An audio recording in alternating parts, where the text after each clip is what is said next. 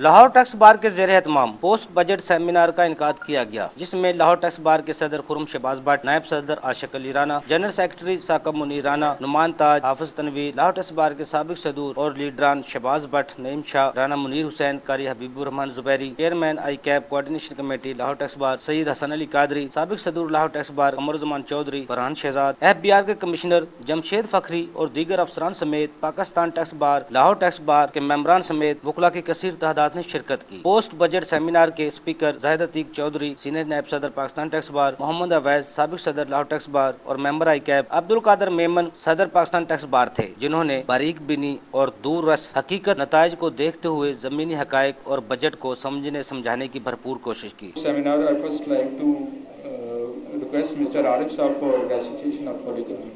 أعوذ بالله من الشيطان الرجيم بسم الله الرحمن الرحيم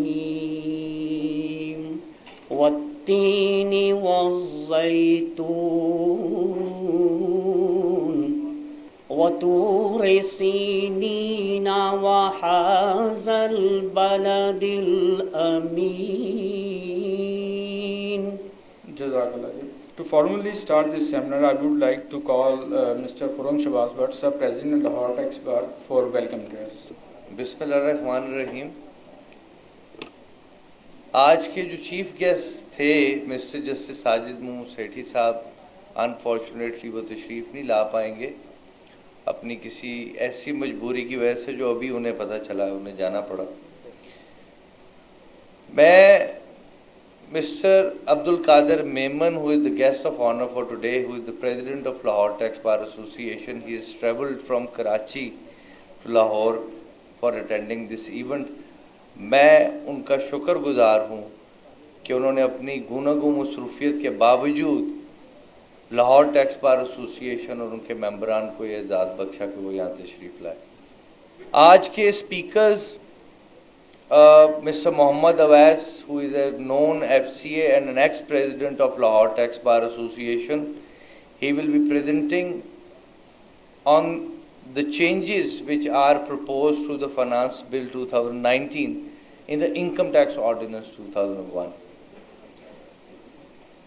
Mr. Zahid Atiq, who is also the ex-president of Lahore Tax Bar Association और Lahore Tax Bar की एक जान शान और बड़ा मान है इन पे, हमें सेल्स टैक्स का पोर्शन ये प्रेजेंट करेंगे। मैं आप सब लोगों का बहुत शुक्रगुजार हूँ कि आप यहाँ तशरीफ़ लाए। लाहौर टैक्स बार एसोसिएशन हर साल पोस्ट बजट सेमिनार का इंतकाद करता है। जो इस बजट सेमिनार का ऑब्जेक्ट है वो ये है कि जो तरामीम प्रपोज की गई हैं लॉ में वो आपके सामने रखी जाएं, और इसके अलावा अगर आपको कोई क्रिटिक के तौर पे आप उसके अंदर जो अमेंडमेंट आपको लगे कि प्रॉपर नहीं है या आप अगेंस्ट द टैक्स पेयर है या ऑप्रेसिव है, वो ऐवान बाला तक इस बात को पहुंचाया जाए कि ये जो प्रपोज अमेंडमेंट है ये करना नामुनासिब होगा। हमारे जो आज के स्पीकर्स हैं उन्होंने आगे भी कुछ पोस्ट बजट सेमिनार्स में जाना है। I am aware of that because I am also part of that post budget seminar. So without wasting much of your time I will start with the formal today's event, और मैं I am handing over the dais to mister general secretary. Thank you very much. To proceed further, I like to request Mr. Zahid Atiq Saab, SVP Pakistan Tax Bar and former President Lahore Tax Bar, to share his valuable input on the sales tax and propose amendment जो हैं finance bill में उस पर अपनी रोशनी डालेंगे। Budget के हवाले से इस प्रेजेंटेशन का जो फॉर्मेट है ये आपके सामने स्लाइड यहाँ आएगी। ये यहाँ से रेफरेंस के लिए हम जो है वो स्लाइड को यूज़ करेंगे, लेकिन मेनली मेरी जो प्रेजेंटेशन है ये इंटरैक्टिव सेशन है। हम अमेंडमेंट के ऊपर इंटरैक्ट करेंगे और उस पर उसी वक्त अपना एक एनालिसिस करके छोटा सा कंसेंसस ऑनवर्ड प्रेसिडेंट साहब को सबमिट कर देंगे। बजट के हवाले से 2-3 बुनियादी बातें करना चाहूँगा। गवर्नमेंट के ख्याल में इस मुआशी सूरत हाल में इससे बेहतर बजट पेश नहीं किया जा सकता था। दूसरी साइड पे जो एनालिसिस आ रहा है वो कहते हैं पाकिस्तान की तारीख में इससे बदतरीन बजट पेश नहीं किया गया। गवर्नमेंट के ख्याल से गवर्नमेंट का बयानिया ये है कि पाकिस्तान में लोग टैक्स नहीं दे रहे। इक़्तिदार में आने से पहले हुक्मरान जो स्लॉट है उनका बयानिया ये था कि इस मुल्क में लोग टैक्स देते हैं और गवर्नमेंट खा जाती है और जो साहब का हुक्मरान है वो खा जाते हैं। अब थोड़ा सा चेंज हो गया, बयानिया ये हो गया पाकिस्तान के अवाम टैक्स नहीं देते। और बाज़ जगह तो टॉप स्लॉट से ये भी पैगाम गया कि पाकिस्तान में सिर्फ 20 लाख लोग टैक्स देते हैं। तो मेरे बाद में आने वाले स्पीकर हजरात या जो इस हाल में बैठे हुए मेरे मेंबर हैं, शायद मेरे इल्म में इजाफा करें कि पाकिस्तान में क्या सिर्फ 20 लाख लोग टैक्स देते हैं और ये जो 4 ट्रिलियन का रेवेन्यू इकट्ठा होता है ये सिर्फ 20 लाख लोगों की कंट्रीब्यूशन है। तो शायद इनकम टैक्स गोशवारा ना फाइल करने का गिला इन अल्फाज में किया गया कि लोग टैक्स अदा नहीं करते। बुनियादी तौर पे मैं समझता हूँ कि इस बयानिए की रेक्टिफिकेशन होनी बड़ी अशद ज़रूरी है, चूँकि टैक्स देने वाले जो है उनकी ये गैर मौजू तशरीह है और मैं समझता हूँ कि उनकी गैर मौजू जो है ये एक तरीक़ाकार है एप्लीसेशन का। हर बंदा डायरेक्ट इनडायरेक्ट टैक्सेस पे कर रहा है, अगर वो रिपोर्ट नहीं कर रहा तो इसका फ़ायदा भी गवर्नमेंट को है। अगर रिपोर्टिंग शुरू हो जाए तो शायद ड्यू टैक्स से ज़्यादा डिडक्शन जो होती है उसके रिफ़ंड की सूरत में हमें कई अरब उन लोगों को वापस देने पड़ जाएँ। तो एनीवे टैक्स कल्चर होना चाहिए। हम टैक्स कल्चर को सपोर्ट करते हैं और गवर्नमेंट को सपोर्ट करते हैं और आज तक इस मुल्क में जो टैक्स कल्चर डेवलप हुआ है फेडरल बोर्ड ऑफ रेवेन्यू की बुनियादी मेहनत के बाद, अगर किसी तबके का कोई किरदार है तो वो लोग यहाँ बैठे हुए हैं। ये आपके सामने स्लाइड है, इसके अंदर गवर्नमेंट ने जो सूरत हाल है बताया कि हमारा जो अगले साल के लिए 3.3 जो है वो GDP ग्रोथ होगी। इस साल जो टारगेट फिक्स किया गया था वो 5.8% था, लेकिन जो अचीव हुआ है वो 3.3% है। इस 2.5% के डिक्लाइन से हमारी बेसिक GDP की जो बेस है वो तकरीबन $300 बिलियन है। अगर 2.5% का डिक्लाइन हो तो इससे हमें $7 बिलियन का नुकसान होता है और इस $7 बिलियन को पाक रुपीज़ में कन्वर्ट किया जाए तो तकरीबन 1200 अरब रुपए बनते हैं। तो जो डेफिसिट हुआ है वो तकरीबन 1200 अरब रुपए के करीब हुआ है इस साल के ग्रोथ में। जितनी पाकिस्तान टैक्स बार की तरफ से या दूसरे चैम्बर ट्रेडर्स फेडरेशन की तरफ से रिकमेंडेशन दी गई उसमें गुजारिश ये थी कि इकनॉमिक एक्टिविटी होनी चाहिए, ग्रोथ होनी चाहिए। ग्रोथ की सूरत में टैक्स के टारगेट्स अचीव करने मुमकिन होंगे। अगर खुदा न खास्ता जो टारगेट फिक्स किया गया है उस पर ग्रोथ अचीव ना हो सकी तो शायद ये टैक्स का टारगेट जो 5.5 ट्रिलियन पाकिस्तान की हिस्ट्री में पहली बार फिक्स हुआ है इसको हासिल करना ख्वाहिश और ख्वाब बन जाए, तकमील ना हो सके। तो जो गुजारिशात हम 5-6 मुख्तसर वक्त में यहाँ आपके सामने मैं रखूँगा और मेरा हाउस उसे इंडोर्स करेगा। प्रेसिडेंट साहब आप नॉमली कमेटी के ज़रिए कोशिश कीजिएगा आगे पहुँचे। मेरी पहली गुजारिश ये है कि बेशुमार कोशिश के बाद हमने एक नोटिफिकेशन इशू करवाया कि रजिस्टर्ड टू रजिस्टर्ड पर्सन जो ट्रांजैक्शन होगी उस पर सेल टैक्स विद होल्डिंग के रूल्स अप्लाई नहीं होंगे।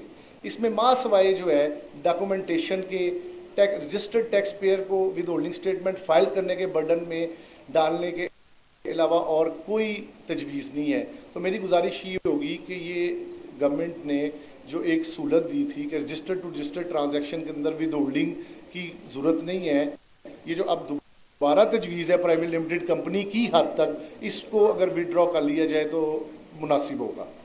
और प्राइवेट लिमिटेड कंपनी अगर किसी अनरजिस्टर्ड पर्सन से एक परचेजिज करेगी तो 1% की बजाय 5% टैक्स काटना है।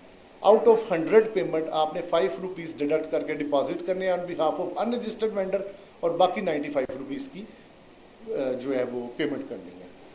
इसी तरह से कॉटेज इंडस्ट्री में थोड़ा सा अपने पार्टिसिपेंट को गोशगुजार करता जाऊं कि कॉटेज इंडस्ट्री से मुराद वो अदारे थे जिनके सालाना बिल 8 लाख रुपए से कम थे यूटिलिटी के, या उनका सालाना टर्नओवर 1 करोड़ से कम था। ये थी प्रेजेंट सिचुएशन। तजवीज़ ये है कि हर वो अदारा जिसके पास बिजली या गैस का इंडस्ट्रियल कनेक्शन है, सनती कनेक्शन है, वो 1 जुलाई के बाद सेल्स टैक्स में रजिस्टर्ड होने का पाबंद है।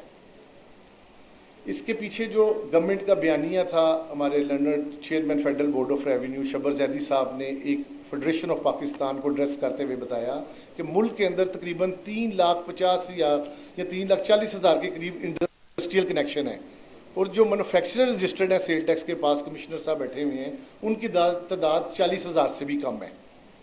तो ये जो एक गैप है, इस गैप को ठीक करने के लिए, सब लोगों को टैक्स नेट में लाने के लिए ये बहुत इंपॉर्टेंट है कि इस कॉटेज इंडस्ट्री की डेफिनेशन को ठीक कर लिया जाए। इसमें मेरी गुजारिश सदर साहब ये है, 2008 में ये 25AB आया था कॉटेज इंडस्ट्री वाला। आज हम 2019 में ये तजवीज़ पेश कर रहे हैं, तकरीबन 11 साल का दुरानिया। इस 11 साल के दौरान क्या गवर्नमेंट जस्टिफाई कर सकती है कि इन 3,40,000 अफराद में से कितने लोगों को रजिस्टर्ड किया गया? और अगर ये 3,40,000 इंडस्ट्रियल कनेक्शन वाले लोग जो हैं, ये सब के सब वो नहीं है जिनकी बिल 6 लाख से 8 लाख से कम है। इनमें से बेशुमार ऐसे हैं जिनकी तादाद 8 लाख से ज़्यादा है। तो तजवीज़ ये, गुजारिश ये होगी कि अगर ऊपर से शुरू किया जाए और जो हायर साइड वाले यूटिलिटी कनेक्शन होल्डर्स हैं उनकी कंपल्सरी रजिस्ट्रेशन की एक्सरसाइज शुरू की जाए, तो आहिस्ता आहिस्ता से इसको हम नीचे की तरफ लेके आएँ। तो मेरी उम्मीद है कि जो छोटे लोग हैं उन तक पहुंचते पहुंचते आपको इतने सफिशेंट नंबर मिल जाएंगे कि शायद बहुत छोटे लेवल के आदमी को आपको टच ना करना पड़े। हमें हकीकत पसंदाना कवानीन लाने होंगे जो ग्राउंड रियलिटीज़ के मुताबिक हों। टर्नओवर टैक्स होना चाहिए सर, और टर्नओवर टैक्स ही रिटेलर्स का एक अल्टीमेट सोल्यूशन है ताकि वो अपने बैंक अकाउंट्स को आसानी से डिक्लेयर कर सकें। फिक्स टैक्स आधा से 1% चलेगा। आपने खुद 3rd शेड्यूल में मैन्युफैक्चरर इंपोर्टर को दे दिया, यानी अल्टीमेट प्राइस मैन्युफैक्चरर उसका टैक्स पे कर दे। Downstream wholesaler, distributor, retailer को उन आइटमों पे टैक्स अदा करने की ज़रूरत नहीं। तो डॉक्यूमेंटेशन और जो वैल्यू ऐड के कॉन्सेप्ट को तो आपने खुद वायलेट कर दिया इस बजट में। ये 3rd शेड्यूल में मज़ीद आइटमें प्लेस करने से आपने वैल्यू एडिशन टैक्स के प्रिंसिपल को वायलेट कर दिया कि मैन्युफैक्चरर और इंपोर्टर आखिरी प्राइस का टैक्स पे करे। डाउन स्ट्रीम जो उसमें जो सतह है होलसेल की, डिस्ट्रीब्यूशन की या रिटेल की, उनको टैक्स देने की ज़रूरत नहीं। जब उन्हें टैक्स देने की ज़रूरत नहीं तो फिर अफसर क्यों उनके असेसमेंट करेगा, उनके ऑडिट का रिकॉर्ड क्यों चेक करेगा? उससे टैक्स तो आना ही नहीं। जितनी सेल्स हुई है उसका प्रिंसिपल ने टैक्स पे कर दिया है। रिटेल स्टेज पे सर सादा टैक्स लाने की ज़रूरत है। एनॉमली कमेटी के सामने एक तजवीज़ रखना चाहता हूँ sir. Value addition, minimum value addition sales tax के अंदर सर तजवीज़ ये है कि स्पेशल प्रोसीजर चूँकि ख़त्म हो गए हैं तो ये सेल्स टैक्स का हमारा 11th स्काइवल में प्लेस कर दिया गया है। वहाँ स्पेशल प्रोसीजर में जो एक्सक्लूजन थी वो ये थी कि कमर्शियल इंपोर्टर 3% पे कर दे, ये मिनिमम होगा। अगर वो अपनी सेल इससे ओवर एंड अबव करेगा तो डिफरेंशियल वैल्यू पे सेल्स टैक्स रिटर्न के साथ पे करेगा। जो इंडस्ट्रियल इंपोर्टर है वो अपने ओन यूज़ के लिए जो इंपोर्ट करेगा उस पर ये 3% पे करने की ज़रूरत नहीं। ये नॉर्मली सर ये अमेंडमेंट ने नॉर्मली की शक्ल इस वजह से इख्तियार कर ली है कि इसके पैडलर जो मैन्युफैक्चरर था वो 8B के तहत अपनी सेल्स का 90% एडजस्ट करता था, 10% जमा करवा देता था। तो ये तकरीबन पैडलर चल रहे थे। कमर्शियल इंपोर्टर एट सोर्स पे कर रहा था और इंडस्ट्री वाला अपनी सेल पे आपको मंथली रिटर्न में पे कर देता था। अब तजवीज़ ये है कि इंडस्ट्रियल इनपुट्स जो रॉ मटेरियल होंगे जिनकी कस्टम ड्यूटी 16% या 20% होगी, उन अखबाब को 3% का, उन अदारों को 3% का इस्तिस्ना हासिल होगा और बाकी सब को जो है वो 3% मिनिमम वैल्यू एडिशन अदा करना पड़ेगा। मेरे ख्याल से सर ये इंडस्ट्री के ऊपर बोझ है। इंडस्ट्री जो है वो और ये जो टैक्स पे किया जाएगा ये उसके इनपुट का पार्ट बन जाएगा और वो आउटपुट के बाद इसे एडजस्ट करने के बाद अगले महीने के लिए कैरी फॉरवर्ड कर सकता है। लेकिन किसी भी सूरत में ये 3% वाली रकम इंडस्ट्रियल अदारे को, यूनिट को वापस रिफ़ंड की शक्ल में नहीं की जाएगी। तो सर मेरी तजवीज़ ये है कि मेरी रिक्वेस्ट आपसे ये होगी कि जो इंडस्ट्री है, इंडस्ट्री को जिस तरह से पहले इस्तिस्ना हासिल था स्पेशल प्रोसीजर्स के अंदर कि अगर आप अपने इंडस्ट्रियल ओन यूज़ के लिए इंपोर्ट करते हैं तो उन्हें 3% का इस्तिस्ना हासिल था, वो रहना चाहिए। अदरवाइज़ इस अमाउंट में एक बड़ा चंक जो है उनका कैपिटल का जमा होना शुरू हो जाएगा और सेल्स टैक्स की जो FBR की प्रॉब्लम है, कैरी फॉरवर्ड आने शुरू होंगे और ये कैरी फॉरवर्ड जो है मंथली रिटर्न्स में कॉन्टीन्यूसली आना एक इरिटेंट था डिपार्टमेंट के लिए और जनरली अनएक्सेप्टेबल था। तो अगर थोड़ा सा आप इसको दूसरी साइड से देखें, हमारे यहाँ चार्टर्ड अकाउंटेंट अवैस साहब भी बैठे हुए हैं और भी हसन अली कादरी बैठे हुए हैं। 3% का मतलब है कि अगर आप वर्क बैक करें तो 18% तक इंडस्ट्री मुनाफा कमाए तो 3% ये जो टैक्स पे किया एब्जॉर्ब होगा। इसके साथ साथ आपने मंथली रिटर्न में उसको कहा कि 5% आप आउटपुट टैक्स भी पे करो, 95% की एडजस्टमेंट मिलेगी। मीनिंग देयर बाय कि इंडस्ट्री को 23% मुनाफे का टैक्स एडवांस में आपको देना है हर महीने। मेरे ख्याल से इस वक्त जो प्रिवेलिंग सिचुएशन है इसमें सर कोई अदारा भी 23% तक की वैल्यू एडिशन करने की पोजीशन में नहीं है। अगर हम इस वक्त प्रिवेलिंग मार्कअप के रेट्स देखें और इक्तिसादी सर्वे के मुताबिक अपनी इंडस्ट्री की ग्रोथ देखें तो हमें शायद ही कोई इदारा नज़र आता है जो कि मुनाफा कर रहा है, और आने वाले शायद में ये मुनाफे की परसेंटेज शायद मज़ीद नीचे चली जाएगी। तो इन हालात में ये पैसा कैरी फॉरवर्ड में क्यूमुलेट हो जाएगा, रिफंडेबल हो जाएगा, डिपार्टमेंट के लिए भी प्रॉब्लम, हमारे लिए भी प्रॉब्लम। आखिरी जो इम्पॉर्टेंट सर अमेंडमेंट है, ज़ीरो रेटेड रिजीम। एक शोर बरपा हुआ एक्सपोर्ट पे टैक्स लग गया। मैंने सेक्शन 4 को जल्दी से देखा, वहाँ तो एक्सपोर्ट्स ज़ीरो रेटेड है। वो पता ये चला कि एक्सपोर्ट पे टैक्स इस तरह से लग गया है कि जो एक्सपोर्टर्स को एक स्पेशल प्रोसीजर, एक नोटिफिकेशन नंबर 1125 के तहत दिया गया था, वो विड्रॉ हो गए। अब थोड़ा सा ज़रा 1125 को 2-3 मिनट में देख लें। 1125 कहता था कि ये जो 5 सेक्टर्स हैं ये 300 किस्म के इनपुट्स मंगवाएंगे खुद या कोई कमर्शियल एंटिटीज़ मंगवा के इनको सप्लाई कर दे, तो इस पे परचेज का टैक्स भी ज़ीरो, सेल्स का टैक्स भी ज़ीरो। थोड़ा सा इस पे रिसर्च की गई कि ये अमेंडमेंट क्यों तजवीज़ की गई है, तो पता सर ये चला, this is very important point, कि पता ये चला कि जो कमर्शियल इंपोर्टर्स और ऐसे अदारे जो इन आइटमों को मंगवा रहे थे वो उन 5 सेक्टर्स को जो एक्सपोर्ट करना चाहते हैं उन्हें सप्लाई करने की बजाय मार्केट में ट्रेड कर रहे थे। इवन कि वो इंडस्ट्री अदारे जो कि जिनको ज़ीरो रेट की फैसिलिटी दी गई थी वो इसे मिस यूज़ करते हुए लोकल ट्रेड में जिसका कोई एक्सपोर्ट से लेना देना नहीं, वहाँ पे ये यूज़ हो रहा था। तो प्रॉब्लम इधर थी कि कमर्शियल इंपोर्टर्स जो 1125 SRO में थे वो इंपोर्ट करके एक्सपोर्ट ओरिएंटेड यूनिट्स को दे रहे हैं या मार्केट में जनरल ट्रेडर को दे रहे हैं, ये डिस्टिंग्विश नहीं हो पा रहा था। तो एक्चुअली प्रॉब्लम, जो प्रैक्टिकल प्रॉब्लम वाज देयर, अब हमने किया ये कि आलमोस्ट वो सारी रजीम ख़त्म कर दी। इससे सर इफेक्ट इसका ये है कि अगर हमारी $20 बिलियन की एक्सपोर्ट्स हैं और इसकी कॉस्ट को आप 17 बिलियन डॉलर समझ लें, तो तकरीबन इसमें 1 से 2 बिलियन डॉलर का टैक्स इन्वॉल्व है। और अगर सारी एक्सपोर्टर की परचेजेस जो हैं वो टैक्सेबल हो जाएंगी, इवन यूटिलिटी की सप्लाई भी उनकी जो है वो हो जाएगी टैक्सेबल, तो शायद एक साल में 300 अरब रुपए के FBR को रिफंड्स उन्हें वापस देने पड़ेंगे। FBR के लिए 300 अरब रुपए के रिफंड्स वापस करना शायद इतना मुश्किल ना हो, लेकिन अगर गवर्नमेंट के टारगेट्स पूरे नहीं होते तो फिर आर्टिफिशियली इनको स्टक किया जाएगा। एक लास्ट सर जो एनॉमली है, चूँकि मैं कोशिश कर रहा हूँ कि उन्हीं चीज़ों को कवर करूँ जो एनॉमली के लिए हैं, जो सर स्टेशनरीज और इस तरह की कुछ चीज़ें थी जो सेल्स टैक्स में जिन्हें एग्जम्पशन भी हासिल थी और वो 5th शेड्यूल में भी आ रही थी। जो 5th शेड्यूल है ये ज़ीरो रेटेड को डील करता है, और ज़ीरो रेटेड के अंदर जो 5th स्काइबल है इसकी एंट्री नंबर 12 कहती थी कि अगर कोई मैन्युफैक्चरर है तो वो सब्जेक्ट टू प्रोसीजर, जो स्पेशल प्रोसीजर्स में दिया गया है, वो ज़ीरो रेटेड रजीम में ऑपरेट कर सकता है। कमिश्नर साहब उसे बाइंग के ज़ीरो रेटेड सर्टिफिकेट इशू कर देते थे। अब स्पेशल प्रोसीजर्स तो ख़त्म कर दिए गए हैं, लेकिन ये जो एंट्री है 5th शेड्यूल में 12 नंबर पे, सदर साहब एक आपकी मुख्तसर तवज्जो चाहूँगा कि ज़ीरो रेटेड का जो 5th स्काइबल है इसमें एनॉमली है। सीरियल नंबर 12 पे स्टेशनरी, रेजर्स और इस तरह की मुख्तलिफ आइटमें हैं जिनको ज़ीरो रेटेड की फैसिलिटी हासिल थी subject to conditions provided in special procedure. Special procedure वहाँ से डन हुई और यहाँ से इस एंट्री को मॉडिफाई नहीं किया गया। इसकी लैंग्वेज को बदलने की ज़रूरत है, कोई दूसरा मैकेनिज़्म यहाँ आएगा, क्योंकि स्पेशल प्रोसीजर ख़त्म हो गए हैं। तो कमिश्नर हजरात के लिए 1 जुलाई के बाद वो ज़ीरो रेटेड परचेजेज वाले सर्टिफिकेट इशू करने प्रॉब्लम में आ जाएंगे। तो ये एक एनॉमली थी, मैं आपकी इसकी तरफ तवज्जो कराना चाहता हूँ।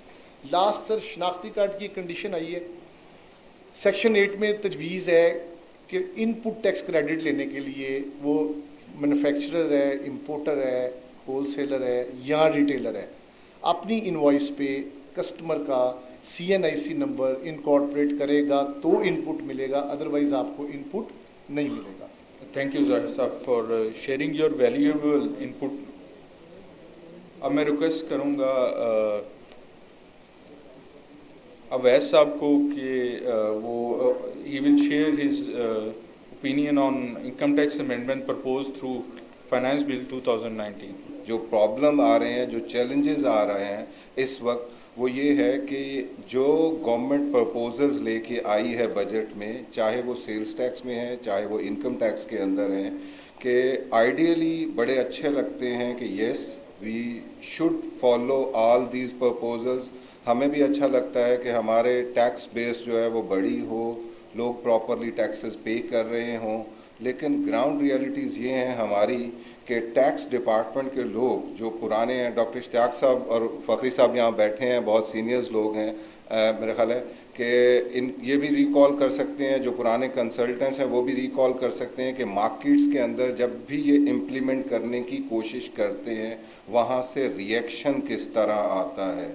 और इस फैक्ट को मेरा ख्याल है कोई भी शख्स डिनाई नहीं कर सकता यहाँ पे कि शाह आलम मार्केट उठा लें, ब्रांडथ रोड उठा लें, आज़म क्लॉथ मार्केट उठा लें, इस तरह की कई मार्केट्स हैं लाहौर में, और जाके उनको ज़रा रजिस्टर्ड करना तो दूर की बात है, मुझे ज़रा रसीद ला दें उस दुकान से कि ये उस दुकान की रसीद है जिससे मैं परचेज़ करना चाहता हूँ। यहाँ बहुत बड़ी इंडस्ट्री है जो ब्रांडथ रोड से जाके प्रोडक्ट्स लेके आती है, और कंपनीज़ को रसीद नहीं मिलती वहाँ पे कि जो प्रॉपर शॉप्स का नाम दे सके। तो हम उस सोसाइटी से हैं, हमें अपनी सोसाइटी, अपनी ग्राउंड रियलिटीज़ को देखते हुए लेके चलना है कि हाँ कौन सी चेंजेस हैं जिनको हम इम्प्लीमेंट कर सकते हैं और कौन सी नहीं कर सकते। और एक चीज़ जो इस बजट की सबसे अच्छी मुझे लगती है टैक्स कंसल्टेंट्स के लिए, कम अज़ कम कि टैक्स कंसल्टेंट का काम बाहर बहुत बढ़ेगा। आप बेफिक्र नहीं हो, इकॉनमी नीचे जाती है जाए, मुल्क के हालात क्या होते हैं, लेकिन टैक्स कंसल्टेंट्स का जो काम होगा वो बाहर बढ़ रहा होगा।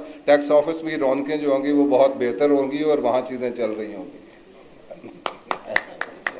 Coming to slide, this is the first slide just for, और ये फ्रैंकली ये स्लाइड हम सब के लिए आई ओपनर है, और हमें समझना चाहिए कि हम किस नेशन में हैं, किस कंट्री में हैं और कहाँ रह रहे हैं। कि हमारी टोटल कलेक्शन जो हम ये चीख रहे हैं, गवर्नमेंट ने 30% रेवेन्यू, टैक्स रेवेन्यू बढ़ा दिया पिछले साल से।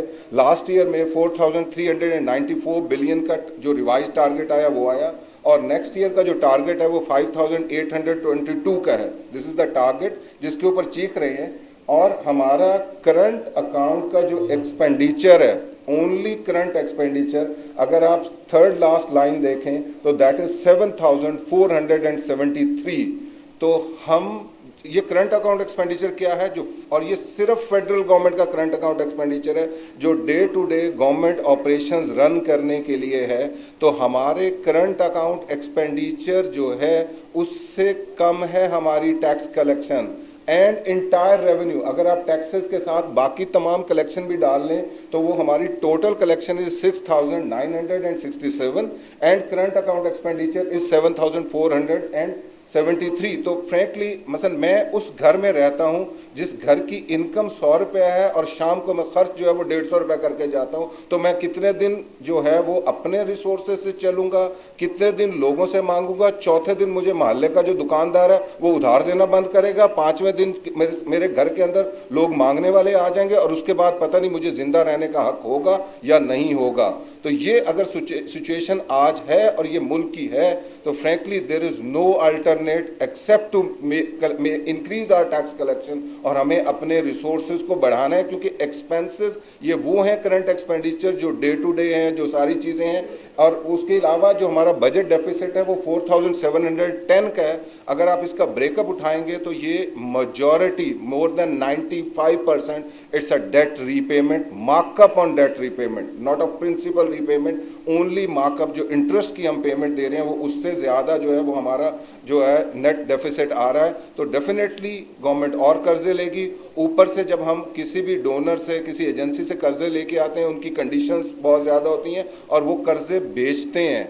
आई गॉट नॉर्मली मुझे अपॉर्चुनिटी मिलती है वर्ल्ड बैंक, IFC, इनके प्रोजेक्ट के साथ काम करने के लिए। फ्रैंकली वो यहाँ बैठे होते हैं अपने कर्जे बेचने के लिए, क्योंकि उन्होंने इनकम कमानी है, मार्कअप कमाना है। अभी भी गवर्नमेंट को उन्होंने $518 मिलियन का लोन दिया है only for tax reforms. $400 million जो है वो फेडरल बोर्ड ऑफ रेवेन्यू ने लिया, और 118 मिलियन का जो रेवेन्यू है वो KP गवर्नमेंट ने लिया है इनके ऊपर जो लोन लिया गया है फॉर टैक्स रिफॉर्म्स के लिए।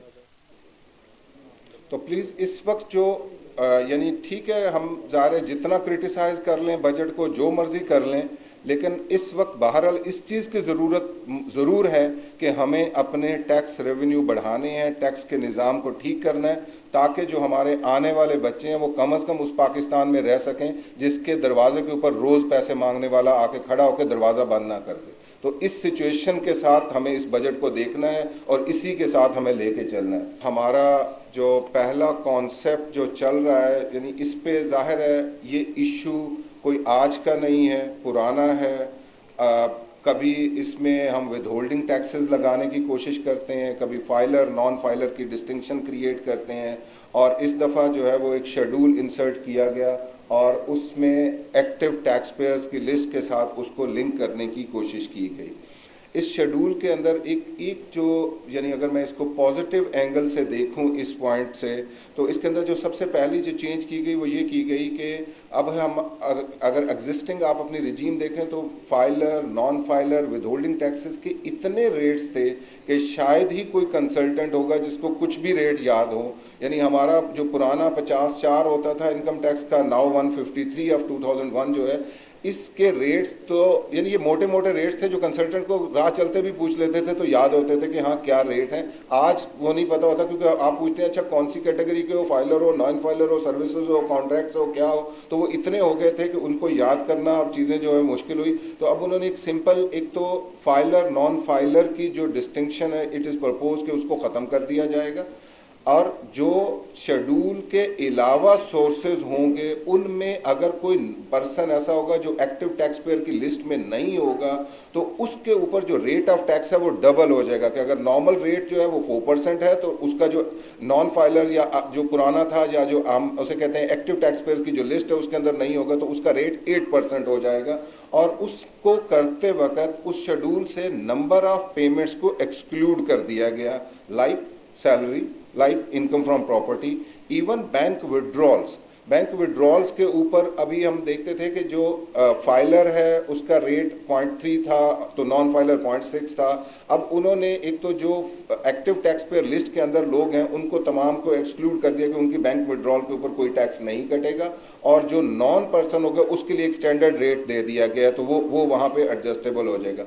और नॉर्मली इसके अंदर जो ट्रांजैक्शन रखी गई हैं वो हैं जो बिजनेस रिलेटेड हैं, लाइक सप्लाईज हैं, सर्विसेज हैं, कॉन्ट्रैक्ट्स हैं, उनके अंदर वो लाया जा रहा है ताकि जो फर्स्ट स्टेप है गवर्नमेंट का जो इंटेंशन नज़र आ रही है वो ये है कि जो बिजनेस की ट्रांजैक्शंस में वो लोग जो एक्टिव टैक्स पेयर लिस्ट में नहीं होंगे उन पे रेट ऑफ टैक्स जो है वो डबल अप्लाई हो जाएगा। और उनके लिए आगे ये भी प्रोसीजर दिया गया कि कमिश्नर्स जो हैं वो with in 60 days of the filing of return उनकी प्रोविजनल असेसमेंट करेंगे और वो उसको भेजेंगे, और अगर वो आदमी अपनी रिटर्न वो फाइल कर देता है तो ठीक है, अदर वो 45 डेज़ के अंदर वो अपनी रिटर्न फाइल कर सकता है। अगर वो फाइल कर देगा ठीक है, अगर वो नहीं करेगा तो जो असेसमेंट हुई है वो फाइनलाइज हो जाएगी, प्लस उसको 30 डेज़ के अंदर जो होगा वो पेनल्टी की प्रोसीडिंग्स भी इनिशिएट जो है उसके अगेंस्ट कर दी जाएंगी।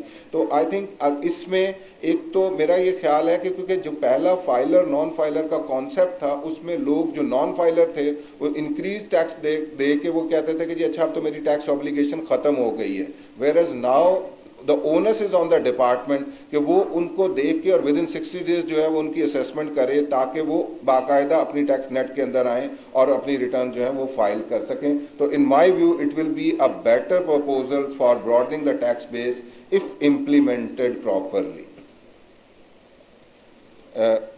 नेक्स्ट जो है इसमें इन्होंने हमारा मुल्क में यानी ऐसा है, वो मुझे कई दफ़ा एक लतीफ़ा याद भी आता है कि स्टेटमेंट आती बल्कि वो कहते हैं जी हम एक जन्नत में रहते हैं। तो मैंने पूछा वो कैसे हैं, उन्होंने कहा जी यहाँ जिसके पास रिसोर्सेज हैं जिसका दिल चाहे वो काम कर सकता है और यहाँ कोई पूछने वाला नहीं। फ्रैंकली जिसके पास रिसोर्स मसलन आज शुक्र है मेरा ख्याल है वो जितनी अब शुरू हुई या तब्दीली का नारा और उसमें कुछ बड़े लोगों को पकड़ा जाता है या ये किया जाता है, अदरवाइज़ पहले तो यही था कि हाँ जो आदमी यहाँ रिसोर्सेज रखता है वो जो मर्ज़ी कर ले उससे कुछ नहीं पूछा जा सकता। तो ये भी एक यूनिक है कि हमारे मुल्क में बिज़नेस शुरू करना है तो there is no requirement of registration. I have studied the laws of other countries, बाकियों में भी देखा आप जब कोई भी काम शुरू करने लगते हैं तो कहीं कोई लाइसेंसिंग रिक्वायरमेंट, कोई रजिस्ट्रेशन आती है, और शायद हमारे कानून में भी पुराना जो मौजूद था, मे बी भट्ट साहब जो हमारे सीनियर्स लोग यहाँ मौजूद हैं वो शायद बता सकें कि पहले कोई ये वेस्ट पाकिस्तान कमर्शियल ऑर्डिनेंसेस या इसके तहत उसकी रजिस्ट्रेशन करवानी होती थी, वो मे बी म्यूनसिपल कॉरपोरेशंस करती हैं, लोकल अथॉरिटीज़ करती हैं, कौन थी कि वो बिज़नेस को, कोई भी बिज़नेस शुरू करने से पहले आपको एक बिज़नेस की रजिस्ट्रेशन करवानी चाहिए।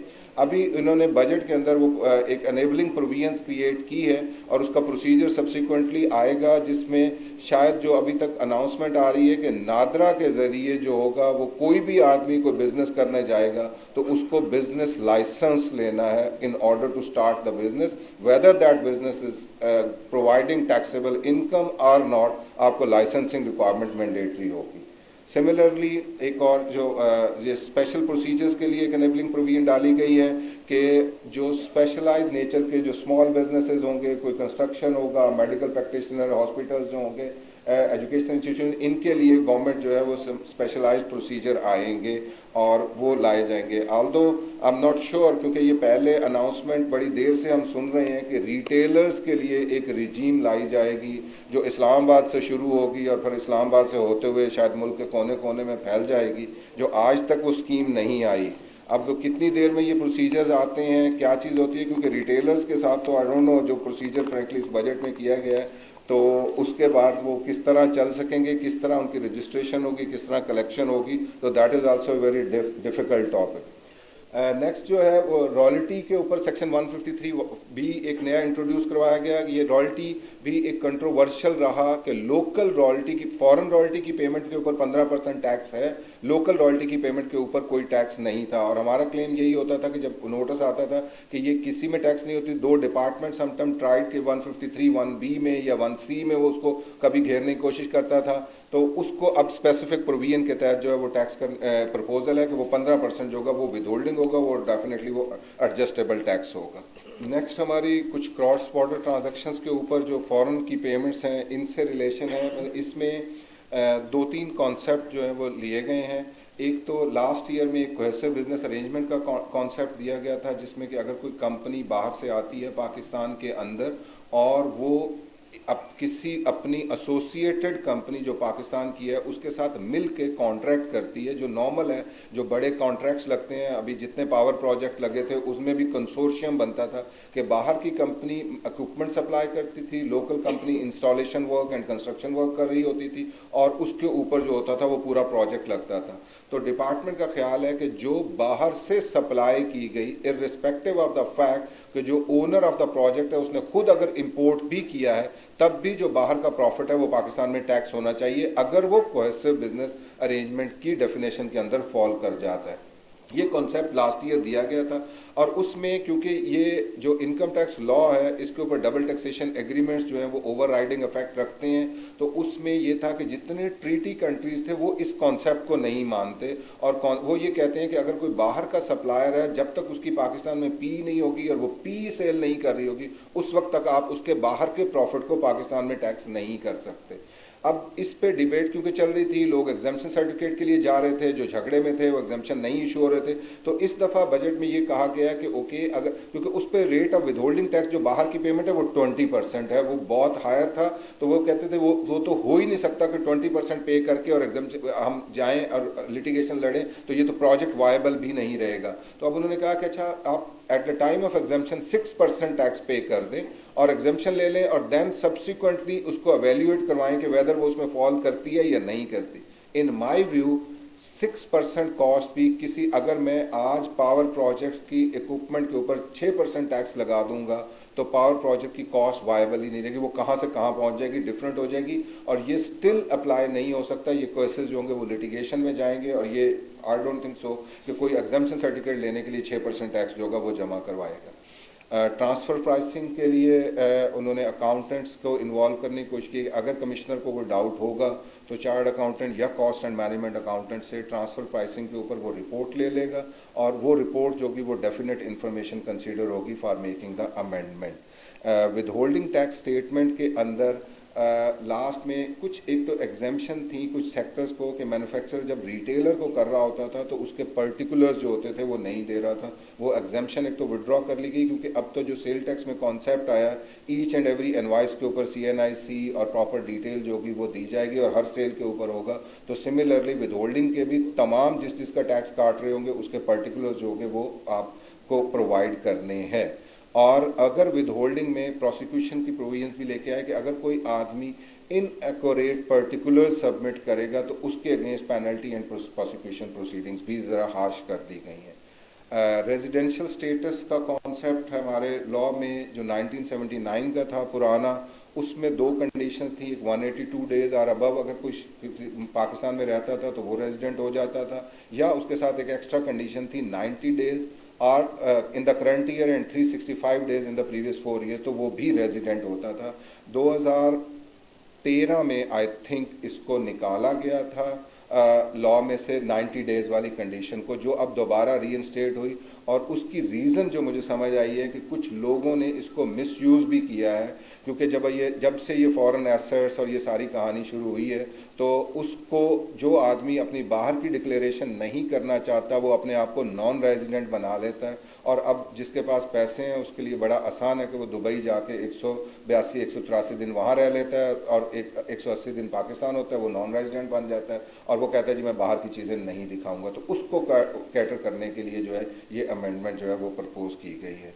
इसी तरह एक डिपार्टमेंट के अगेंस्ट भी पहली दफ़ा एक सेक्शन आया है कि अगर कोई डिपार्टमेंट जो है का ऑफिसर जो है वो पर्सनल गेंस के लिए या कोई पर्सनल बेनिफिट के लिए कोई एक्ट करता है, इलीगल एक्ट करता है, तो उसके अगेंस्ट जो है वो अब आप उसको प्रोसीडिंग्स कर सकते हैं, डिस्पाइट कि जो अदर डिपार्टमेंटल प्रोसीडिंग ऑलरेडी हो सकती है, इन एडिशन टू दैट उसके अगेंस्ट क्रिमिनल प्रोसीडिंग जो है वो इनिशिएट की जा सकती हैं।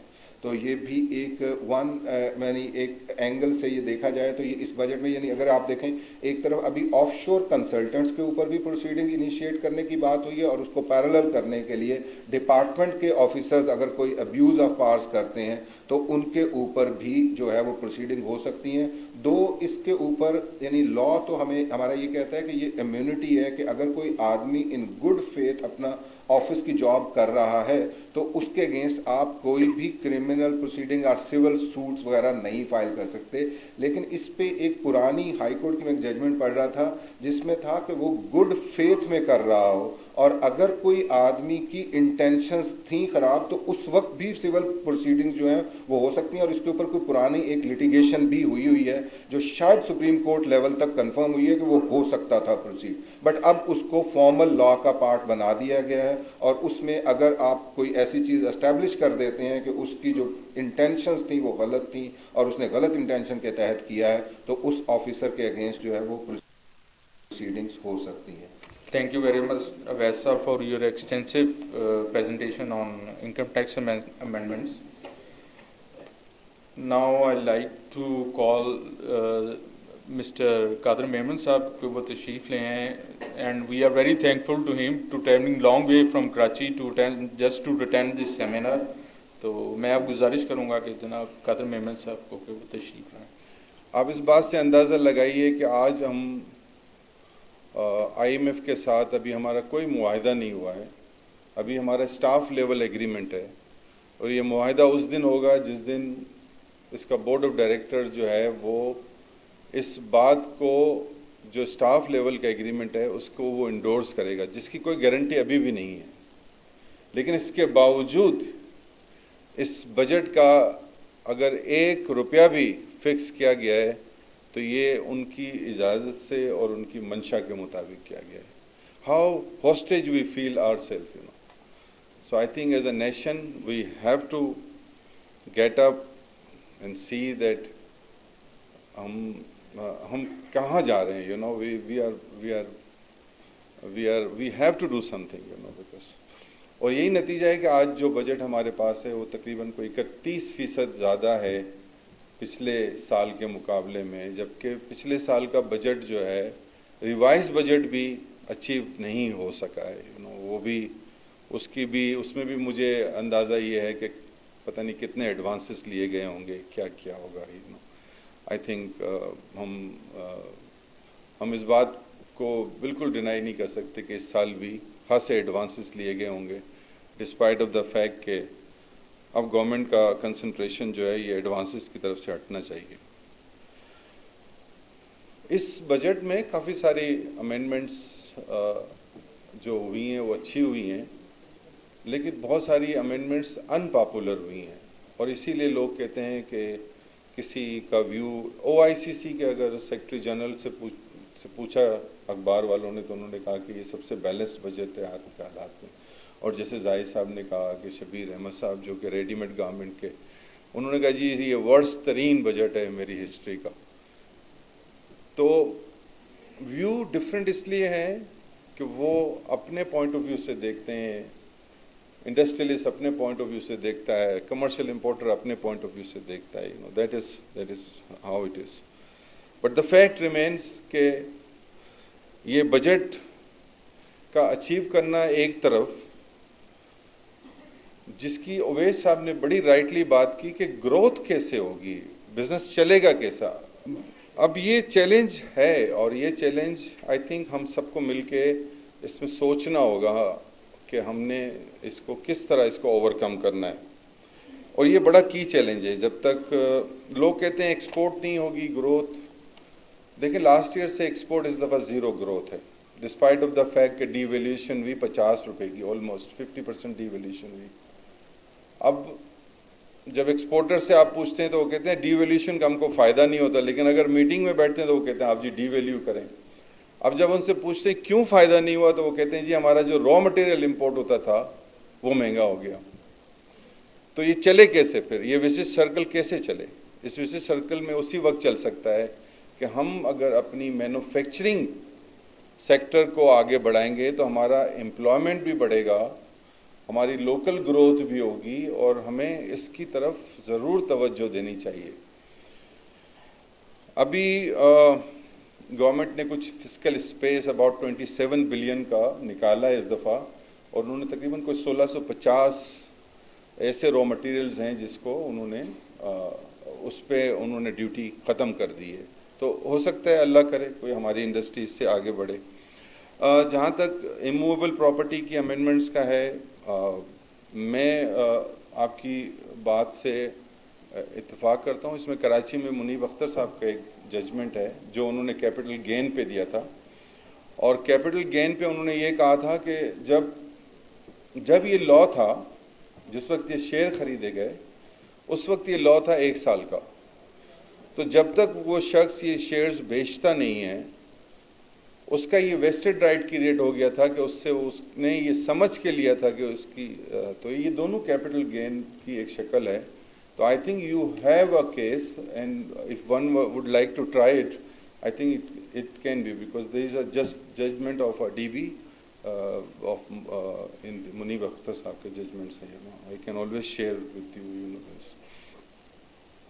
तो लेकिन इससे फ़ायदा ये होगा कि ये पैसा अगर यहाँ से निकलता है प्लॉट्स की ट्रेडिंग से तो डेफिनेटली वो इंडस्ट्री की तरफ जाएगा या कैपिटल मार्केट की तरफ जाएगा। तो जाहिर बात है मैन्युफैक्चरिंग होगी, और मेरे ख्याल में हमें इसको इनकरेज भी करना चाहिए, क्योंकि हर पान वाला भी पूछता था कि यार ये फेज़ 8 का प्लॉट कितने का है, यू नो। तो I think we need to discourage the trading of the plots instead of, you know, preferring to have industries.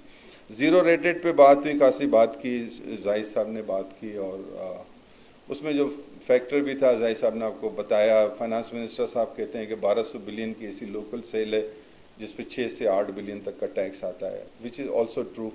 But अब वो कहाँ तक है, लोग उसको पॉपुलेशन से डिवाइड करते हैं तो 5000 रुपये होता है, वो कहते हैं जी 5000 रुपये कैसे हो सकता है।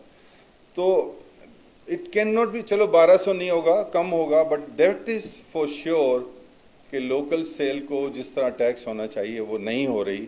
उसमें 2-3 रास्ते निकले। एक तो रास्ता ये निकला था कि इसकी रेट को रिड्यूस कर दिया जाए ताकि पैसे ज़्यादा कैश फ्लो ना फंसे, और जिस पे एक एग्रीमेंट भी हो गया कि 7.5% पे प्रमा के साथ एक गवर्नमेंट का एग्रीमेंट भी हो गया। जब ये गवर्नमेंट करने लगी 7.5% तो IMF ने कहा nothing doing, you know, it has to be 17%। Then Pakistan Tax Bar suggested informally to the chairman कि यू अनाउंस कि एक ज़माने में होता था, अगर आपने बोनस वाउचर का आप सबको याद हो, तो बोनस वाउचर ये होता था कि आप जब आप एक्सपोर्ट करते थे उतनी अमाउंट का आपको बोनस वाउचर दे दिया जाता था कि अब आप इस पर इतनी इंपोर्ट ड्यूटी जो है आप मंगा लें बगैर ड्यूटी के। तो वी सजेस्टेड देम कि आप इसको अनाउंस कर दें कि जी हम आपको इमीडिएटली जो है जीडी जैसे आपकी आएगी उसको बोनस वाउचर की शक्ल या इस तरह की कोई शक्ल में हम आपको पैसे दे दिया करेंगे। So I am sure I had a very long discussion about 1.5 hours on this issue. I think the chairman is also considering कि इसको किसी सूरत से वो किया जाए। और फिर डिविडेंड्स को टैक्स कर दिया गया है। अब उसमें एक कदगन लगा दी गई है कि जो एग्जेम्प्ट होगी तो वो उसको जो है वो उनकी रेट ऑफ टैक्स 25% हो जाएगा। तो इसमें जो म्यूचुअल फंड्स हैं, आप सबको पता हो कि अगर वो अपना 90% अगर डिस्ट्रीब्यूट कर देते हैं तो वो, बिकॉज म्यूचुअल फंड्स जो हैं वो पास थ्रू एंटिटी हैं, और अगर वो अपना 90% अगर वो कर देते हैं तो फिर वो एग्जेम्प्ट होते हैं। तो ये एक एनोमली पैदा हो गई। I think I am sure ये इस एनोमली कमेटी में इसको रिजॉल्व कर लिया जाएगा, but I think government is conscious about it and they said कि हाँ जी it will be taken care of. दूसरे छोटे छोटे अमेंडमेंट्स हुए हैं। एक मैं समझता हूँ पाकिस्तान टैक्स बार को ये जो ऑफशोर की जो अमेंडमेंट्स हुई है उसकी लैंग्वेज में इसको हमें देखना चाहिए कि ये लैंग्वेज प्रॉपर नहीं है, क्योंकि गुड फेथ में बड़ी राइटली सेड बाय ओवैस साहब के गुड फेथ में अगर कोई ओपिनियन दी जाती है तो वो फिर this should not be considered as a mala fide, you know. Penalty में हमने हमेशा कहा है पाकिस्तान टैक्स बार ने कि जितनी पेनल्टीज कम होगी उतना लोग इनकरेज होंगे उसको फाइल करने में। तो I think we will take it up. CNIC में हमने इनफॉर्मली इनको सजेस्ट ये किया था कि देखें इस वक्त जो इनका एक जो उन्होंने फिगर्स निकाले वो ये निकालें कि 70% लोग जो हैं वो अनरजिस्टर्ड को सेल दिखाई जाती है टोटल सेल की। तो ये 70% तो नहीं हो सकती आबादी का हिस्सा, विच इज़ ट्रू कि नहीं हो सकती, बट जाहिर बात है आप पहले दिन 70% को इम्प्लीमेंट भी नहीं किया जा सकता।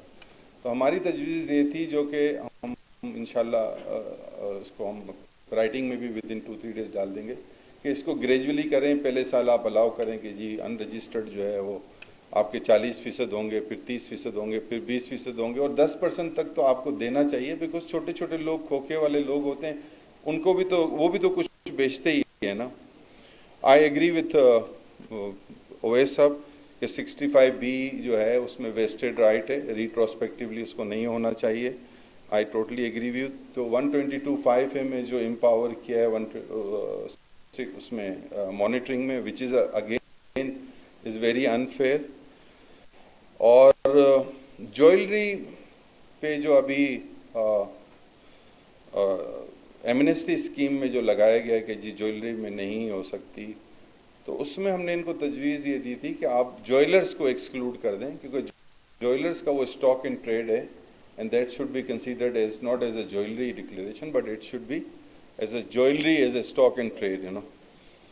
अब पाकिस्तान टैक्स बार ने हमेशा ये कहा है कि ये सारी चीज़ें जो आप जितनी भी चीज़ें इन्फोर्समेंट या जो भी है जो पूरी दुनिया में एक है कि आपको ऑटोमेशन पे रिलाई करना पड़ेगा, क्योंकि बगैर ऑटोमेशन दुनिया में ना आप डेटा रिस्क खड़ा किया जा सकता है और ना इसको अचीव किया जा सकता है। तो आई एम श्योर इस दफ़ा ये इस पे अपना पूरा ध्यान देंगे।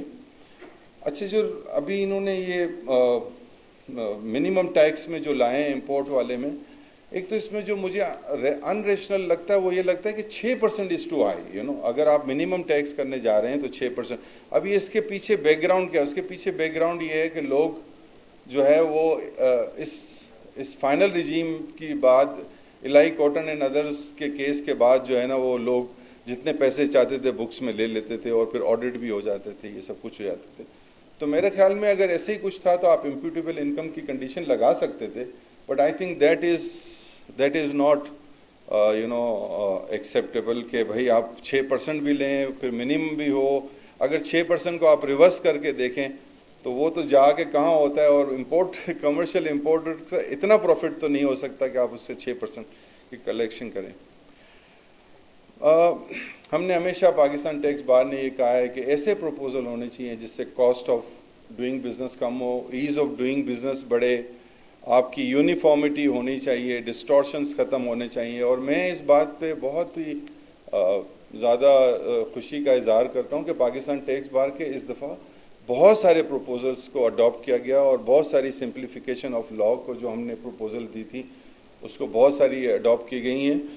लेकिन स्टिल आई फील कि this budget is not speaking as Pakistan bar tax bar as desired कि जी ये इसमें बहुत सारी कॉम्प्लिकेशंस अभी पैदा हुई हैं। और ये वेरी राइटली जाहिद साहब मुझे अभी गाड़ी में भी बता रहे थे कि इस दफ़ा बहुत सारी एनोमलीज आएंगी। तो I am sure I have the young people with me like Owais you know and we will do it.